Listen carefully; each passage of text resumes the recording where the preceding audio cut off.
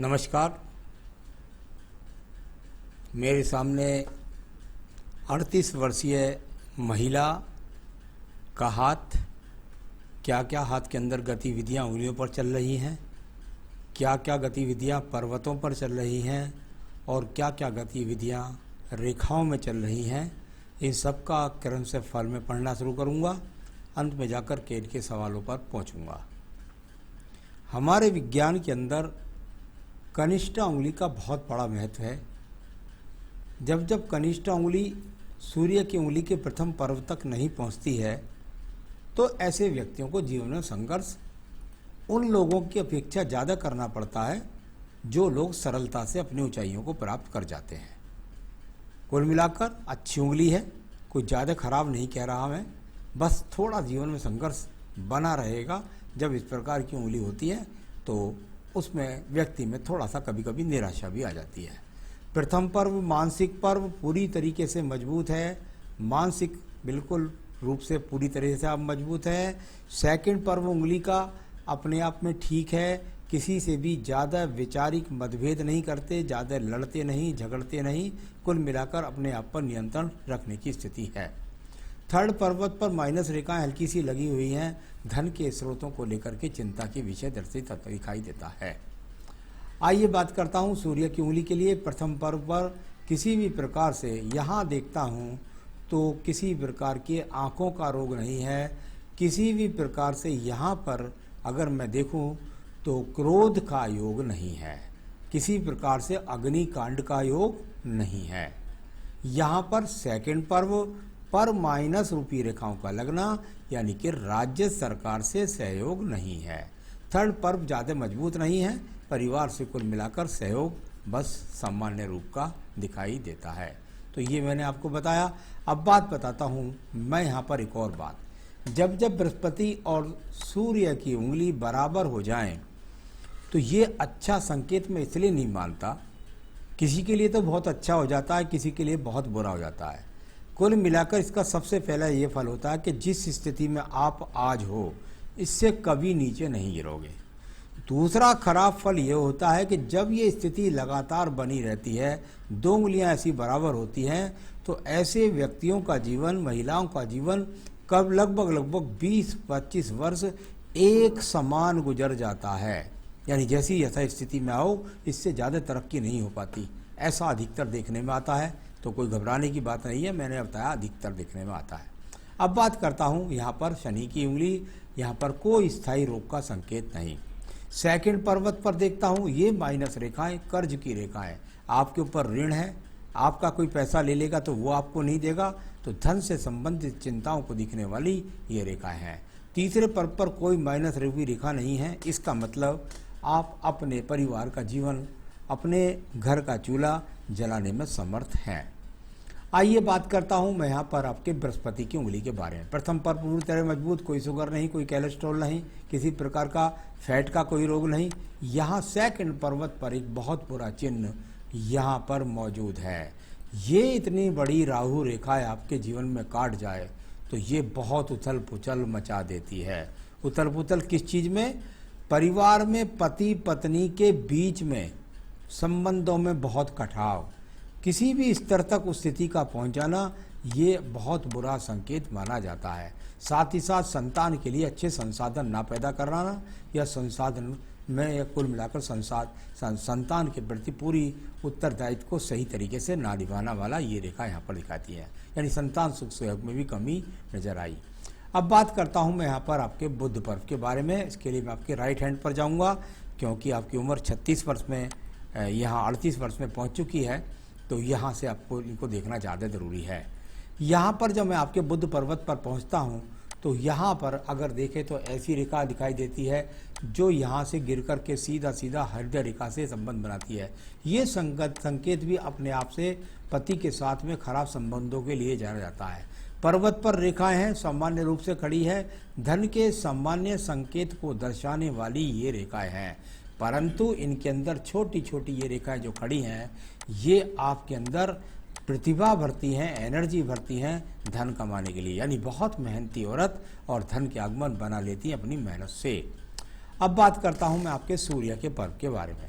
सूर्य का पर्व आपके जीवन में सम्मान के लिए, अच्छी नौकरी के लिए, कार्यों के लिए, दूर स्थान से जुड़ने के लिए इसकी रेखा जाकर के अंत में घूम करके और बाहर की तरफ चली गई।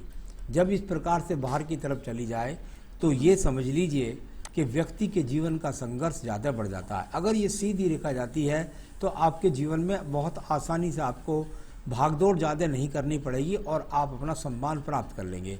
जब ये रेखा इस प्रकार से साइडों में चली जाती है तो राज्य सरकार की या तो नौकरी नहीं मिलती और संविदा जैसी जॉब मिल जाए तो उससे अपना घर का गुजर अच्छा नहीं चलता। कुल मिलाकर आपके जीवन के अंदर ज़्यादा अच्छा सूर्य का इन्वॉल्वमेंट नहीं है।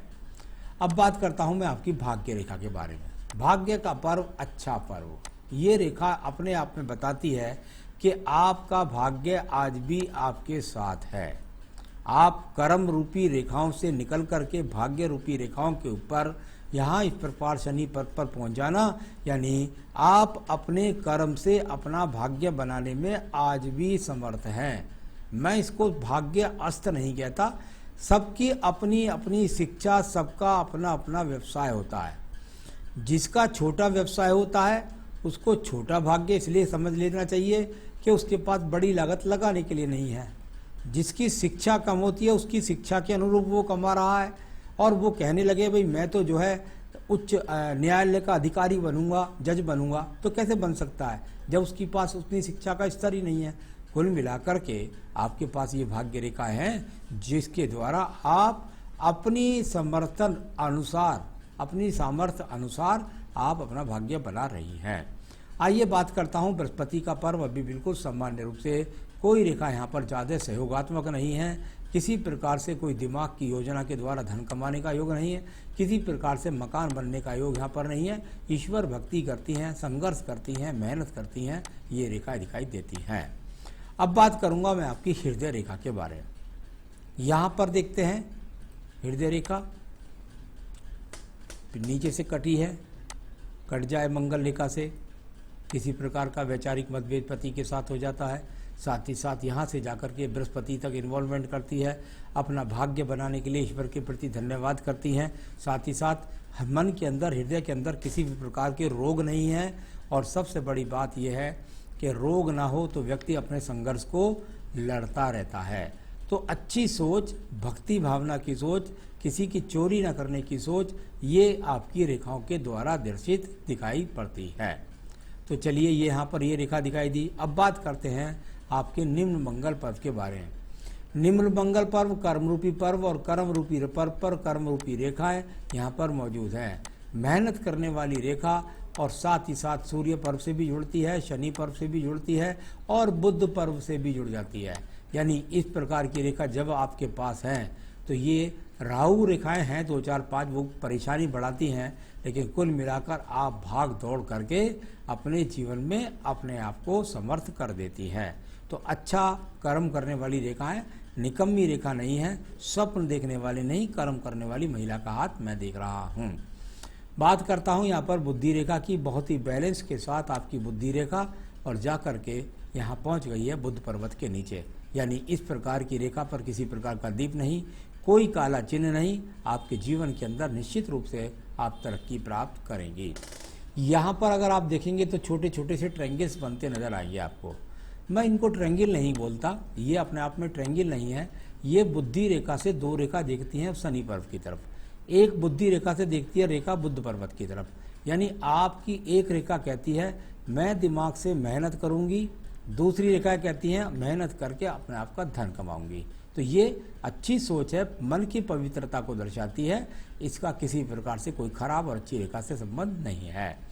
द्वितीय मंगल पर्वत पर चलते हैं। झगड़े, झंझट, कोर्ट कचहरी, मुकदमा, ऐसा यहाँ पर कुछ भी नजर वर्तमान की स्थिति में नहीं आ रहा है। अब बात करूँगा मैं यहाँ पर सीधा आपकी ये चंद्र पर्वत की रेखाओं के बारे में। चंद्र पर्वत से निकलने वाली रेखाएं चिंता रूपी रेखाओं के रूप में है, थोड़ा सा डाउन चलती है। यहाँ पर किसी भी खराब संगत से आपको बचना है, किसी भी बुरे व्यक्ति के साथ में उठने बैठने से बच चलना है। कोई पान सुपारी गुटखा खान पान कुछ इस तरह का हो उससे आपको बचना है। इससे निकलने वाली रेखा का संबंध कहीं भाग्य रेखा से जुड़ा, लेकिन उसका पूरा सहयोग आपके जीवन में आपको नहीं मिला। यानी मानसिक टेंशन, डिप्रेशन, गलत संगत, इन सब चीज़ों से आपको बचना होगा। अब बात करता हूँ मैं आपकी यहाँ पर बुध रेखा, व्यापारिक रेखा कोई मजबूत नहीं है। यहाँ पर भाग्य रेखा से निकलने वाली सिर्फ और सिर्फ सूर्य रेखा का इन्वॉल्वमेंट दिखाई देता है, जो आपके जीवन में आपको भागदौड़ करा रहा है और संघर्ष करा रहा है और आपके साधन बना रहा है। यानी कुल मिलाकर के यहाँ पर व्यवसायी रेखा कोई बहुत ज़्यादा मजबूत नहीं है। तो ये इस तरह की रेखा है, मैंने बताई थी आपको पहले भी। अब बात करता हूँ मैं यहाँ पर भाग्य रेखा के बारे में। स्वतंत्र रूप से चली, यानी जीवन के बहुत कम उम्र से ही अपने आप में अपने आप को कमाने के लिए झोंक दिया और सीधा जाकर के परिवार को भी सपोर्ट दिया। पहले अपने माता पिता का भी सहयोग किया और उसके बाद आपकी रेखा लगातार चलती जा रही है। मैं बार बार कह रहा था कर्म रूपी रेखा, ये कर्म रूपी रेखा ही है जो बिल्कुल निचले वाले पर्वत से निकलती है। जब निचले पर्वत से बिल्कुल निकले और उसके जीवन में राहु रेखाएं बीच बीच में काट जाएं, तो ये आपके जीवन में संघर्ष को पैदा करती हैं। तो ये इस प्रकार की रेखाएं हैं जो आपके जीवन में संघर्ष को पैदा करती है। 38वें वर्ष से लेकर के 45वें वर्ष तक किसी प्रकार से कोई ज़्यादा उलटफेर नहीं आने वाली है। जैसी सामान्य स्थिति चल रही है, इसमें कुछ ना कुछ लाभ ही होगा, कुछ खराब नहीं होगा। अब बात करता हूँ मैं मंगल रेखा के बारे में। मंगल रेखा यहाँ पर सपोर्टिंग रेखा है जो लगभग आपके 32 वर्ष से लेकर 50 वर्ष तक आपके जीवन के अंदर सभी मुसीबतों से संघर्ष करके आपको बाहर निकाल लाएगी। शुक्र पर्वत यहाँ पर काफ़ी पीड़ित दिखाई दिया आपका यहाँ पर, यानी आपके लिए वही बात दिखाई फिर मुझे दी कि पत्नी से पति पत्नी के बीच में कुछ ना कुछ संबंधों में खराबी। तो ये उस तरह के संकेत। अब बात करता हूँ मैं आपकी रेखा की, और वो रेखा है आपकी यहाँ पर दो मुखी रेखा अंत में हो गई आयु रेखा, और आयु रेखा हो गई 78 वर्ष, और कुल मिलाकर जीवन का बुढ़ापा अच्छा दिखाई देता है। तो ये सब चीज़ें यहाँ पर हैं जो मैंने आपके पूरे हाथ को पढ़ करके बताई हैं। अब मैं आपके सवालों पर चलता हूँ। आपने कहा वर्किंग वुमेन हूँ, 38 एज है, 38 साल से लगभग मैं समझता हूँ 50 वर्ष तक। अभी बीच में कोई रेखा और आ जाए, काट जाए तो दूसरी बात है, लेकिन यहाँ से अगर मैं 5 साल को देखता हूँ तो अभी आपके जीवन के अंदर जो स्थिति आपकी वर्तमान में है, इससे कोई ज़्यादा आपका इजाफा नहीं होने वाला, आपका इसमें ज़्यादा लाभ नहीं होने वाला है। तो बेंगलोर में एक घर कब होगा ये पूछा आपने। निश्चित रूप से अभी आपके मकान की स्थिति मुझे 50 वर्ष से पहले नहीं नज़र आती।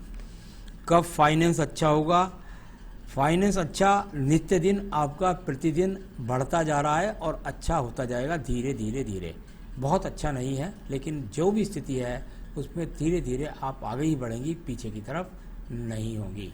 यहाँ अगर देखें तो एक मछली का ऐसा चिन्ह लगता है देखने में। अगर ऐसा चिन्ह बन जाता है तो मैंने ऐसी महिलाओं के जो बच्चे होते हैं या बच्ची होती है वो बहुत अच्छा उनका नाम करते हैं। तो ये इस प्रकार की रेखा। और साथ ही साथ आपने पूछा है मैं अपने बिजनेस को कितना बढ़ा सकती हूँ।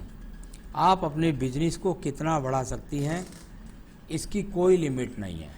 आप बहुत कर्म करने वाली रेखा आपके हाथ के अंदर है, बहुत मेहनती औरत हैं और निश्चित रूप से उसको बढ़ाएंगी, इसमें कोई शक भी नहीं है। और बढ़ा करके अपने आप को बहुत मजबूती से स्थापित करेंगी, चिंता की कोई बात ना करें।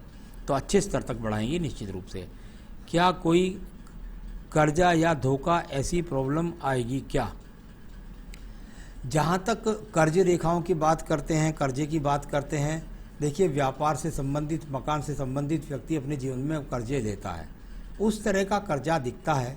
कोई धोखे का जहाँ तक सवाल है, यहाँ पर मुझे कोई धोखे वाली रेखा दिखलाई नहीं पड़ती है। तो बस ये है कि ये रेखा थोड़ा सा यहाँ पर्वत थोड़ा सा जब होता है तो ऐसे व्यक्तियों को धोखा भी मिल जाता है, प्रेम संबंधों में भी मिल सकता है और किसी प्रकार के लेन देन में भी, तो उससे थोड़ा सा आपको सावधान भी रहना है। तो ये सब मैंने आपके सवालों का जवाब दिया। आप क्या करें अपने जीवन के अंदर जो आपके सभी संकट दूर हो सकें। सिर्फ और सिर्फ देवी कवच, दुर्गा सप्तती में देवी कवच है, उसको अपनी नित्य पूजा में शामिल कीजिएगा। सिर्फ और सिर्फ देवी कवच। और आप साथ में पहन सकती हैं एक बेहतरीन सा पन्ना इस उंगली के अंदर, जो आप डिसीजन सही लेकर के अपने जीवन में व्यापार के द्वारा अच्छी उन्नति प्राप्त कर सकें। तो पन्ना आपका रत्न बनता है और दुर्गा सप्तशती का देवी कवच विद्या पढ़िए, उससे आपके जीवन में आपको सारी समस्याओं का निदान मिल जाएगा। नमस्कार।